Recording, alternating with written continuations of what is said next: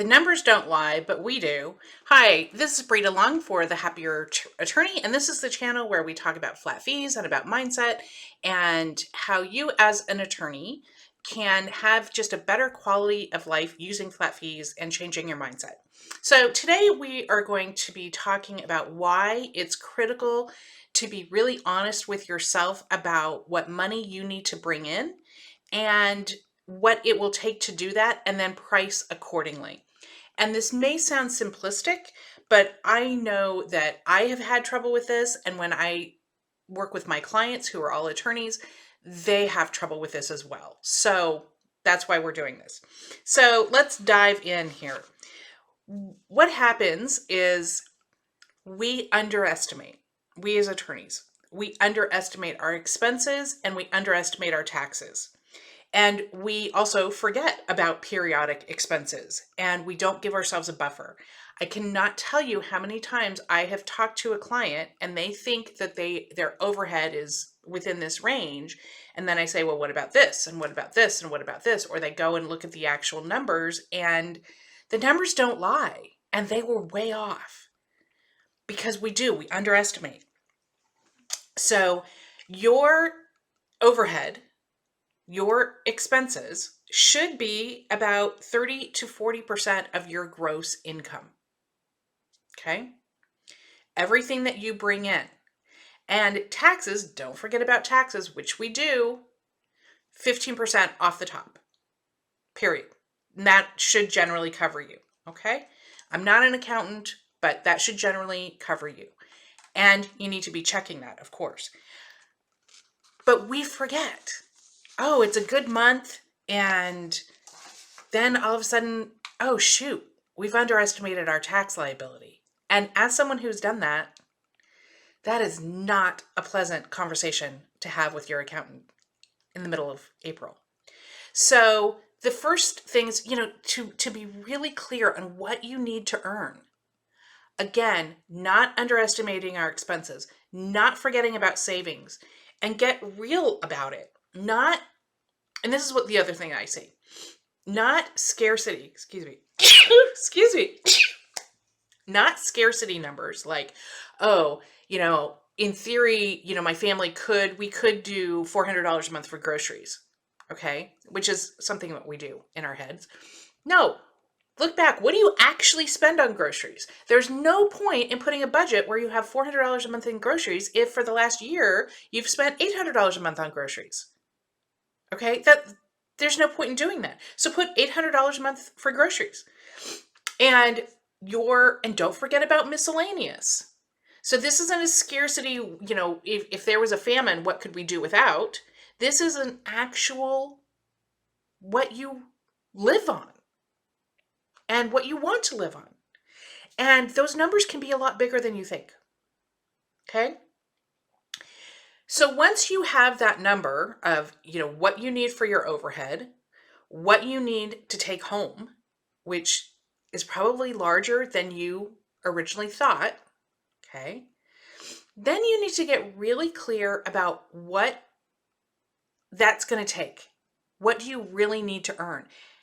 How many clients would it take to earn that?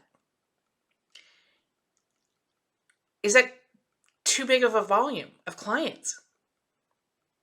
Maybe what does that mean in terms of your price? If you need to make more money, you can do that by getting more clients, which has its own issues, or increasing your price.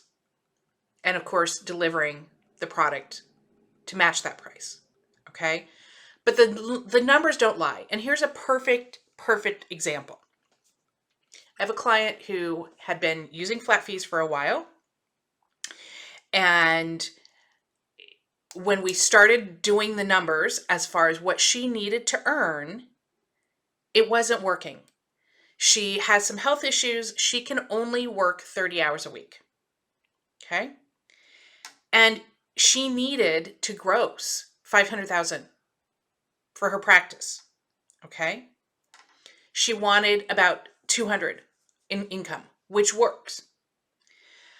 But what that meant is that she couldn't do that with her current price structure or her current clients. The numbers didn't work. So she had to adjust and increase her price, which then worked.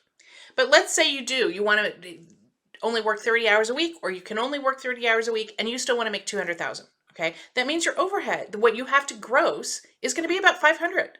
All right. And let's say you have 3 new clients a month. What that means is that each client needs to be charged an average of 14,000, excuse me. Okay. And I would say even a little bit bigger if you want a buffer. Okay. Let's say you have a different practice area and you're bringing in 7 or 8 clients a month. Okay. Again, you still need to price accordingly. So if you're charging an average of 8,000 now, you're never going to meet the numbers that you need to make. Okay. And so what most people will do is they will just take on more cases, which then we start going around the drain, because that means that you have to do more work. That means more marketing. That means more infrastructure. That means not doing as great a job for your clients as you would do with fewer clients. It also affects your quality of life. Okay. So it's not just a matter of always increase your fee. If you're priced if you're priced where you should be, okay, then maybe we need to look at some other things. Okay.